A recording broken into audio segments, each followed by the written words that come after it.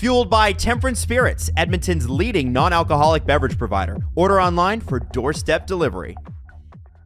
Welcome back to Game Over Edmonton, your local leader in post-game Oilers analysis. In this episode, it's fueled by Temperance Spirits, the city's leading non-alcoholic beverage provider. Visit Temperance online for a curated section of non-alcoholic options. Choose from a variety of craft beers, mocktails, wines, and spirits. Temperance isn't just a retailer, it's a community of Edmontonians who celebrate the spirit of socializing without the need for alcohol. And with Temperance Spirits online shop, ordering your favorite non-alcoholic bevies right to your door is as easy as Connor scoring the winning goal. You can find our partners at Temperance online at www.temperance-spirits.com for delivery to your door, and use the code SDPN for 10% off your order at checkout. And give them a follow on Instagram and Facebook at Temperance Spirits. Welcome back tonight, Oilers fans, to another W, and that you can make that 8 wins in a row for the Edmonton Oilers. My name is Dennis Li. You're watching Game Over Edmonton. Before we get started tonight with the game, I want to take a very special moment to thank you all for watching, first and foremost. It's a late game, obviously, 8 p.m. puck drop, or 8:17-ish puck drop. That's awful schedule-wise.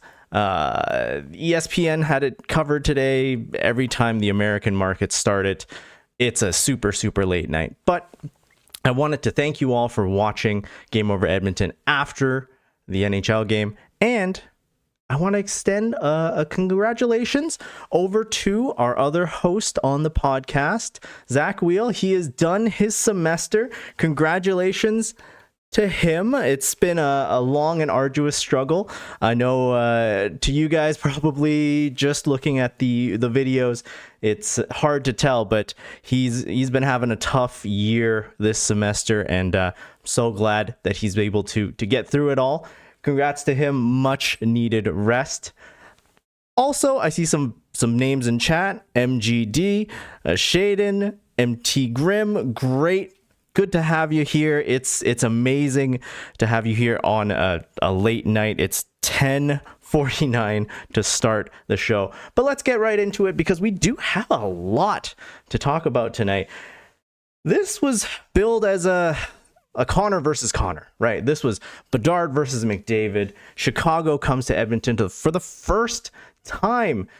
And honestly, this game should have been a stomp, right? You look at where these teams are. Chicago coming into this 9-17-1, 8th in the Central.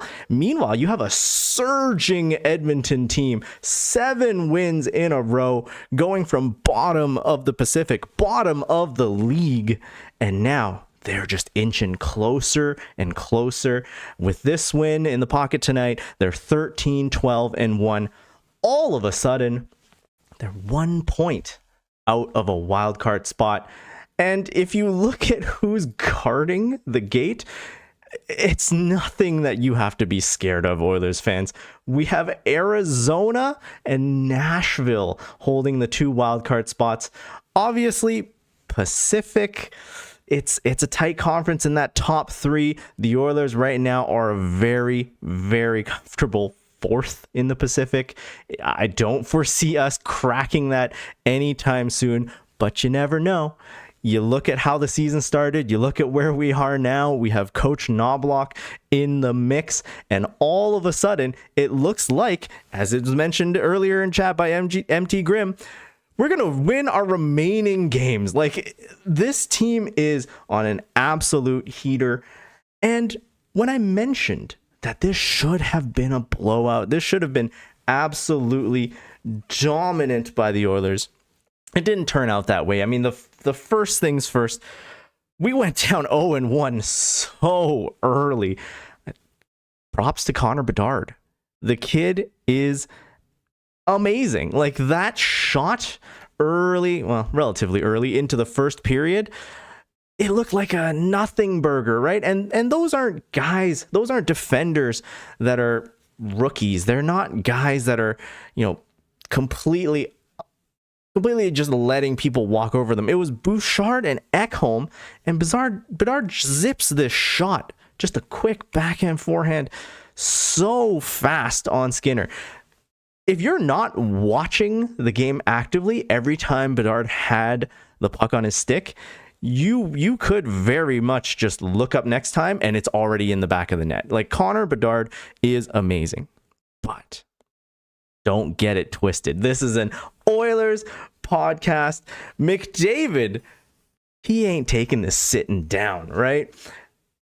Very much so. In the first period, you could see McDavid ramp up that intensity. And if you're a little bit older, like I am, you'll remember, when McDavid first got into the league, it was tough. Like, even though you have a generational player, if you don't have guys around him, you are not gonna be able to produce.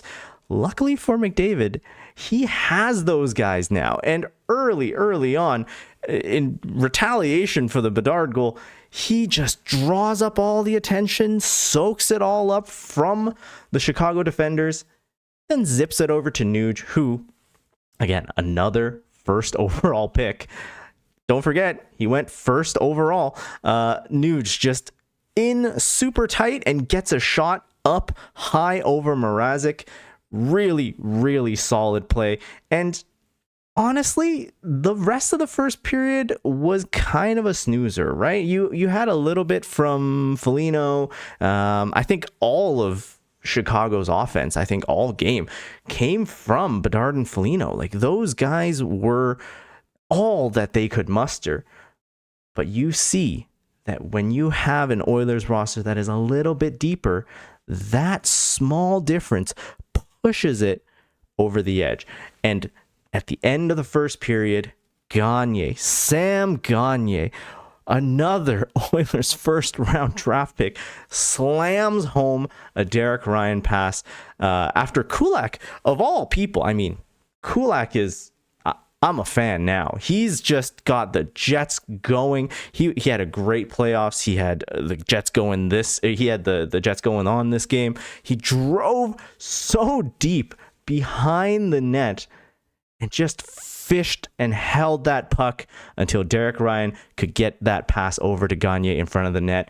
And that mirrored very much so the last Derek Ryan goal against the Devils, right? Gagner and Ryan, they seem to have this awesome chemistry, and they're 34 and 36. I don't know if Derek Ryan's 36, 37. They're old timers, right? When we first signed Derek Ryan and when we first signed Sam Gagner, well, third time we signed Sam Gagner, we always thought, this is such a downgrade, right? Look at the wheels on these guys. They're dead. They're shot. How are these mid 30-year-olds going to be able to play at an NHL pace? Damn, they're proving us all wrong. Derek Ryan and Sam Gagner are just finding this chemistry, and they're able to find each other on the ice. They're both gritty, determined veterans. You saw later on in the game, Derek Ryan got crushed against those sort of partitions in between the benches. Oh, that was hard to see. But I've seen it in the past. And Derek Ryan, no matter how much you crush the guy, no matter how badly he gets thrown in the ice, he somehow gets up, looks around, shakes it all off, and he's good to go on the next shift. Riley in chat, great to see you, my friend. Gagner goals really light up the dopamine centers of my brain. Bro, it's been like that since 2007. Gagner goals are just, I think, if you look at Oil Country, outside of the big three, right? Outside of McDavid, Draisaitl, and probably Nuge, outside those guys, Gagner goals have to be just like pure dopamine rush, just an incredible amount of hype to all of Oil Country. And it's great to see him come back on this third stint with the Oilers and still produce this hard. Now, I mentioned the hit. That takes us into the second period. DR gets crushed. And honestly, I think this is when you saw the fire in Edmonton, right? The first period, Chicago outshot them 14-8. Really early goal by Bedard, and then 2 goals in response. But Edmonton battled back, right? And now, you saw in the second period, Kane just taking a couple of slappers. Foegele, Draisaitl, and Janmark, after a little shift, a demotion of Brown and Kane, Draisaitl just lit it up, right? He was incredible. They were bumping, they were shoving each other around. They were able to get quite a few opportunities until the Draisaitl pass for the 3-1 goal goes off of Zaitsev's stick, and Nikita Zaitsev just does not have a whole lot of luck. Mickinator in chat, Travis in chat, great to see you all again. It's Oilers win against the team that they should, Mickinator. Absolutely. That has happened far too many times in the past where you see the Oilers come into a game that they should win and just sleep on the other team. They're just like, you know what? We can win this, not a problem. And they get absolutely crushed. They get dominated. And all the signs looked like it would be a trap game, right? We had a Chicago team that's missing Seth Jones all of a sudden. They're missing Taylor Hall. They're missing Corey Perry. Corey Perry's gone. But they're missing guys that should be producers and game changers on their team. Now they're just stuck with an 18-year-old Connor Bedard, and all that he can do is try and tread water.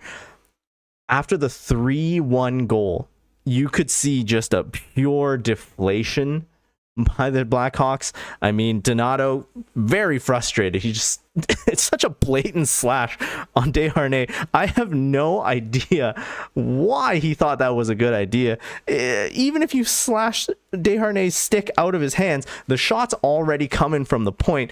And Desharnais is just a 6'2" monster. Taking the stick out of his hands is not going to stop him really from blocking the shot with his body. So that led to the first power play of the game. But just kidding. The refs know with the way that the Blackhawks penalty kill is, well, their special teams in general, and how incredible the Oilers power play is, getting special teams into the mix would not make any sense. So 3 seconds, I think, after that first power play call, Hyman gets called for a trip on the face-off dot. I mean, it was a bit of a tie-up, yeah, but it's the face-off dot, right? Like, I think it's a penalty, sure, but I think it was a little bit weak. All in all, goes to 4-on-4 immediately. And at this point, the second period is almost ending anyway. So it felt like one of those, hey, you get one, I get one. It's game management. We're not going to get the special teams involved because that's going to be a one-sided affair. But Zaitsev again. He has to hook this incredible play from McDavid. He was just flying in. McDavid earlier on that play as well took an excellent defensive play, took the puck off of Connor Bedard on the 4v4, and the Oilers go back to the power play. But period ends. It's the third period. Ton of penalties start expiring. But the Oilers still have one on the Zaitsev penalty. They make it count. Zach Hyman. So glad I took him today in the pool. Zach Hyman was all alone in the crease. And McDavid, he's going to try his best to have a good night. And with that assist, Hyman has 16 goals on the game. Or 16 goals on the season, his first of the game. McDavid extends to a 10-game point streak. And my God, 4-1, you could see that the game was over. The Oilers controlled the rest of the game. A bit of a snoozer of a third period, honestly. There was a couple of chances. I mean, I'm liking what I see from Foegele, Draisaitl, and Janmark. If we went back a little bit, just earlier this season, and we saw that Fogle and Janmark was playing with Draisaitl, you would think something's horribly wrong, right? You would think, oh man, there's a ton of injuries. Kane's out. Brown is definitely not producing, which he still isn't. But you would have thought this is a nightmare. Fogle and Janmark with Draisaitl. But I really liked that combination. I think in particular, Fogle and Draisaitl. Fogle really has surprised me this season. He's done so well with anyone you kind of pair him with. He did well with McLeod. He did well with Draisaitl. He's done well when he's needed to on those weird chances with McDavid. Honestly, Janmark's there as a bit of a stopgap. He's a filler. We'll move on from him. He got a 3-point night the other night, and he hasn't been bad, so I won't rag on him for a whole lot longer. But I really liked seeing that. I liked how Knoblauch, even though in the past he has said that he would like to keep lines relatively stable, let people develop chemistry, he isn't afraid to demote people. He saw Connor Brown not having a good game. Later on, Connor Brown would have 2 chances shorthanded. He would have another one on another penalty kill with Janmark, like a 2-on-1 shorthanded, and flubbed all of them. Right, Connor Brown is just not having a good season. I mean, the bounce back has not been there, but we've already passed the threshold of that 10-game bonus. He's going to get paid next semester. He's going to get paid next season. So you got to just hope at this point in time that Connor Brown finds it and has a resurgence. Evander Kane, it wasn't one of his best games, but he's had such a good season up until now, so this might just be a one-off. You don't get a good night's sleep or something like that. You have a tough one. I'm getting a lot of comments about Adam Ernie tying up Zach. Don't you worry, in case you missed it in the beginning. Zach is getting some much deserved R&R. Let's congratulate him again. Why the heck not? Congratulations, Zach, for completing your semester. I know it was a tough start to this season's game overs, both on the ice and off the ice for you, but congratulations. You made it. Go enjoy some R&R. Swoosh with a good comment. Firing Woodcroft was sadly a great decision. Yeah, let's stop talking about the game because that pretty much was everything notable. Let's transition a little bit. I think it's so odd to say, but yeah, Knoblauch, it might not have been a necessary coaching change in that I don't think he's much of a difference from Woodcroft. I don't think Woodcroft lost a room or anything. I think what happened, though, was Woodcroft was so key on doing things his way, right? With the defensive structure, and some of that might be on Manson, who knows, but they weren't playing Oilers hockey and they were losing. Of course, PDO had something to do with it. A terrible tandem of Skinner and Campbell to start had something to do with it, but I digress, right? Woodcroft was sort of the problem in a roundabout way. Now that Knoblauch's here, he's very much so allowed the Oilers to just play the way that they want to. And it's fast moving. A couple of minor tweaks. You've noticed now how often that third forward swings down. And when they're coming back, when they're getting into a defensive position before the puck has even left the zone, that gives a lot of confidence for the blue liners to push, to hold, to try and stop a puck before it gets out of the offensive zone. They don't have to worry about getting caught flat-footed and an odd man rush going back the other way. So a minor tweak like that, I'll credit it to Knoblauch or to Mr. Coffey, as Kenosaurus has said. Paul Coffey, again, someone who has no coaching experience, but is a legendary defenseman.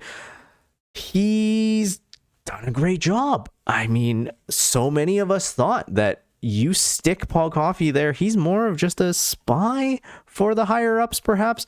But no, he has been very instrumental in instilling confidence onto the defensive core.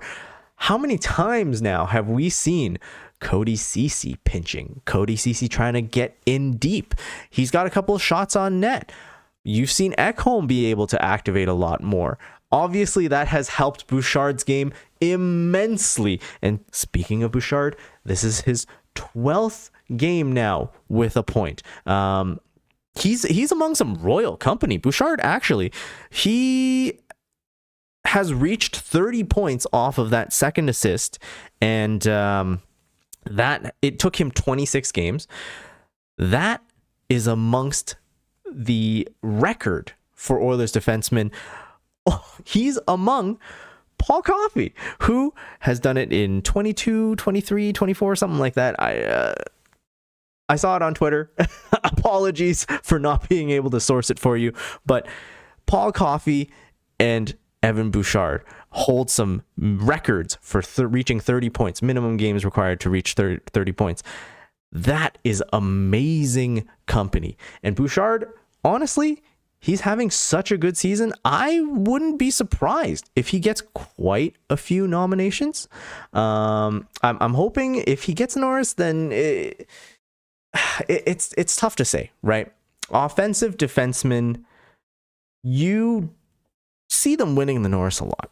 And I would love it if he did, because that means he'd had a very productive season. But he is on this bridge contract, right?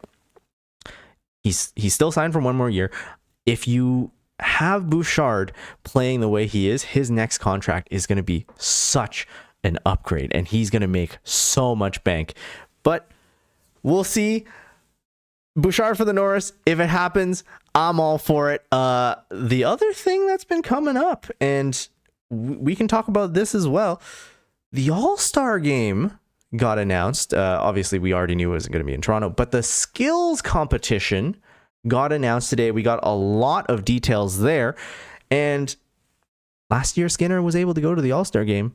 What's to say that Bouchard won't be able to join Connor McDavid and Leon Draisaitl this year? Talking about the skills competition with the information that just came out a little bit earlier during the game, the NHL apparently contacted Connor McDavid and said, hey, you are the best player in the NHL. What do you actually think is entertaining? What is a way to spice up the skills competition? Because it's been kind of a snooze fest, and I'm sure the NHL didn't admit that, but they know.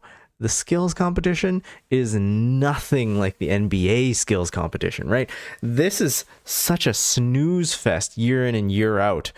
So, Connor McDavid, I don't know where he contributed, but the format is looking a lot better. And here's some of the things I'm going to nerd out a little bit.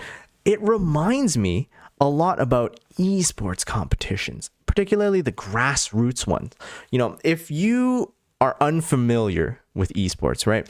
There are oftentimes these side events, little things that you play on the side. Sometimes there's prize money, sometimes there's not.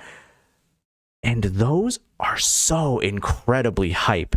For the NHL skills competition, first things first, they've added a $1 million prize for the winner of the skills competition. Immediately, you're going to at least get some buy-in from the players, right? I'm not going to show up and just be embarrassed for free, right? You run the risk of being embarrassed at the skills competition. So I'm not doing that for free, but hey, now there's a chance to win $1 million. And who's going to say no to $1 million?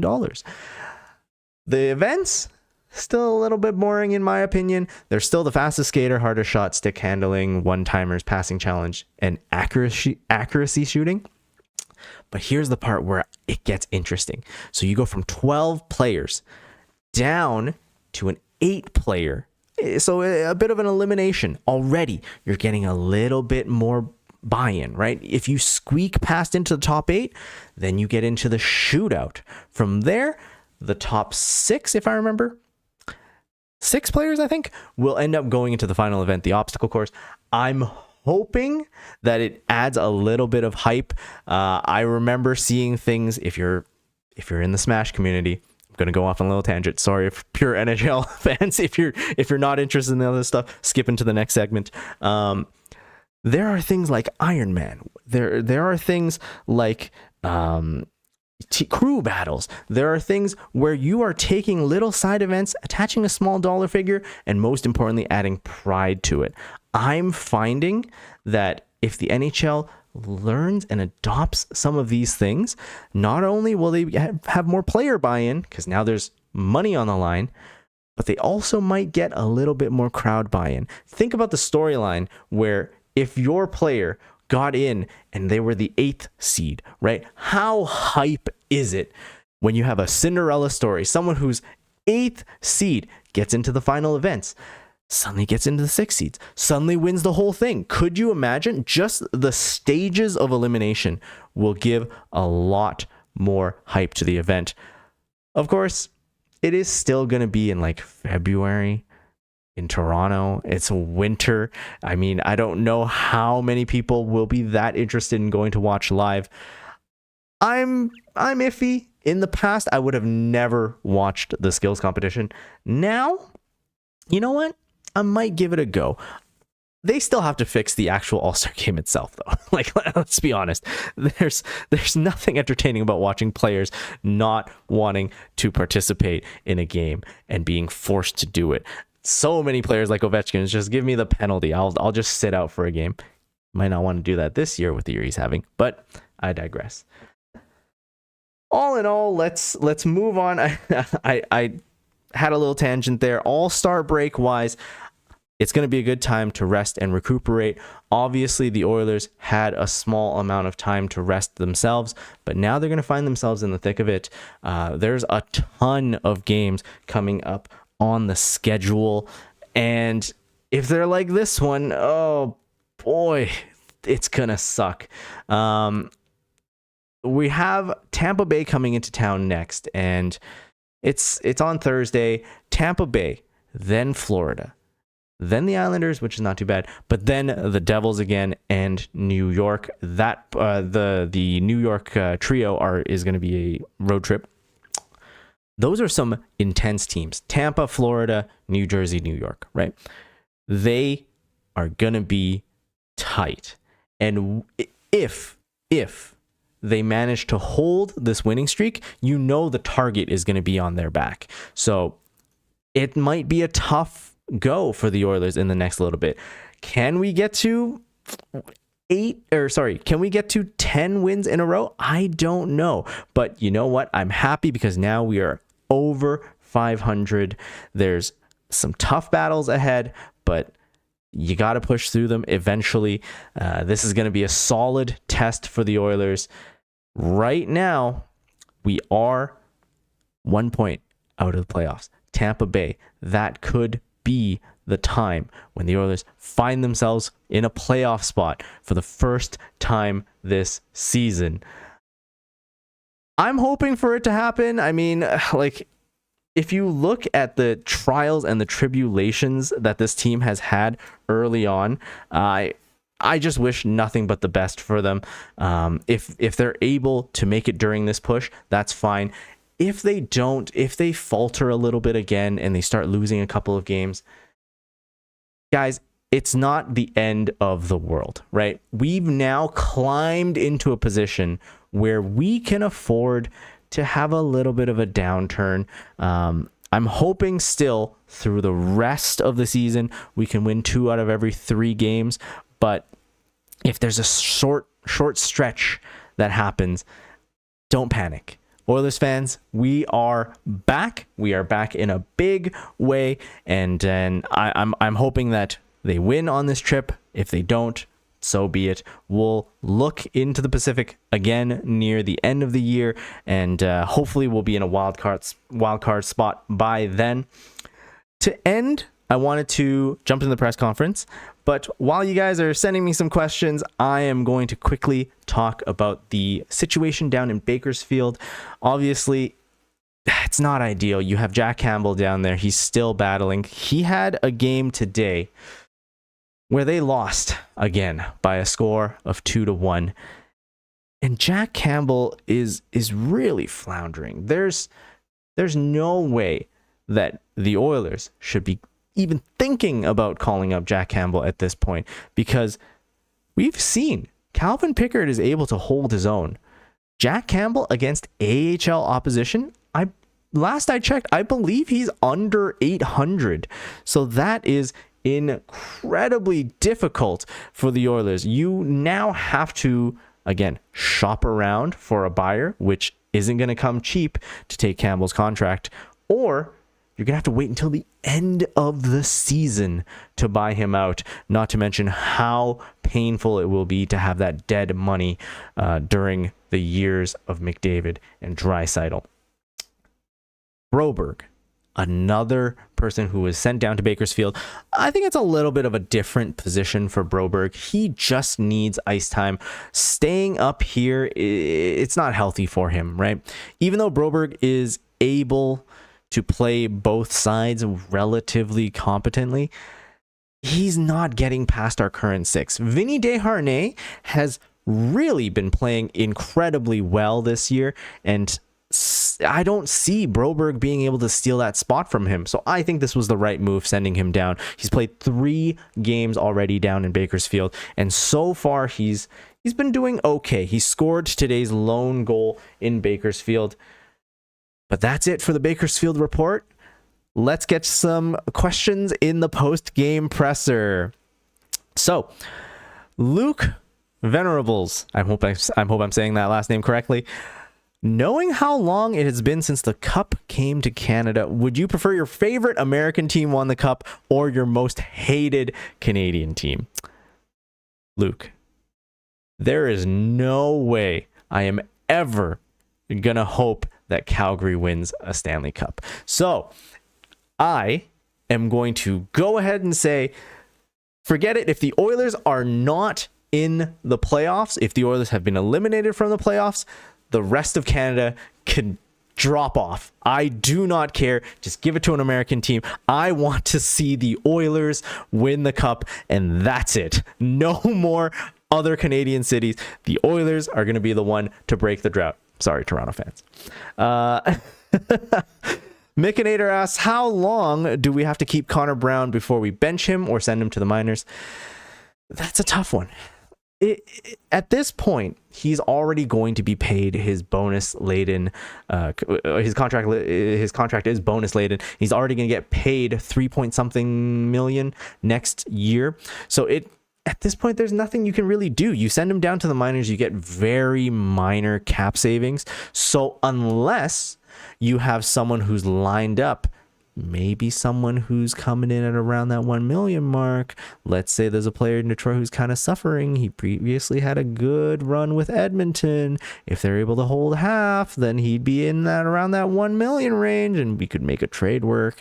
I don't know. Unless something like that happens, sending him to the minors is just not going to work out. Instead, I think we would have to play him until he gets his groove, or if he doesn't get his groove, then I'm sorry, Connor Brown, you're just going to have to be a fourth liner. You're just going to have to figure out another way to contribute. Let's do one last question. And MGD asks, do you get the Oilers to play Adam Ernie so that he lets Zach come back to Game Over with me? You know what?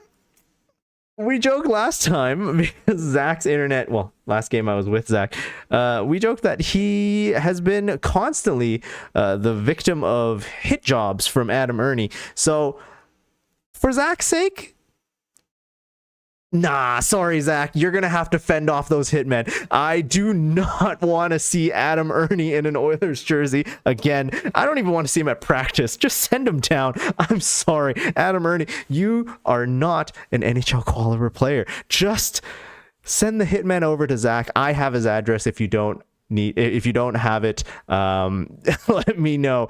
Zach, you got to take this one for the team. A surprise visit from Avery Lewis McDougall. 10 wins in a row, and Dennis will make a lucky viewer breakfast in bed. Hey, I'm not a bad chef. You know what? If that's going to be a contest, I'm going to have to ask the SDPN to up my pay grade a little bit, because executive chef was not part of the contract. That is it for tonight's show, guys. 11 wins in a row, and Zach drives you to work. Ooh, I don't know. I've never seen Zach drive. I'm hoping that he's a safe and responsible driver, but I digress. That's it for tonight's show. Thank you so much for being here. It's the first time I've done a solo show this year, so apologies if it was a little ramshot, if it was a little off, but next game, we are going to be back with Zach and Dennis. It's going to be the dynamic duo in action again. It's Thursday when the Tampa Bay Lightning come to town. It's 7 Mountain Time puck drop. Until then, click like, subscribe to the SDPN. If you like the show, please spread it amongst your friends. It's the quickest way for us to grow. And honestly, this is year 2 of Game Over. We couldn't be more happy of the fan base. I can't believe how many folks you're watching at 11:22 p.m. Thank you so much for being here live, asking the presser questions. Again, if you like the show, follow us on Twitter. I'm Dennis Li at YEG. Avery is at Avery, AVRY, very easy, and at Zach or ZWheel97. That's it for us tonight. Thank you so much for watching. And once again, for the 8th time in a row, play La Bamba, baby! Good night. Game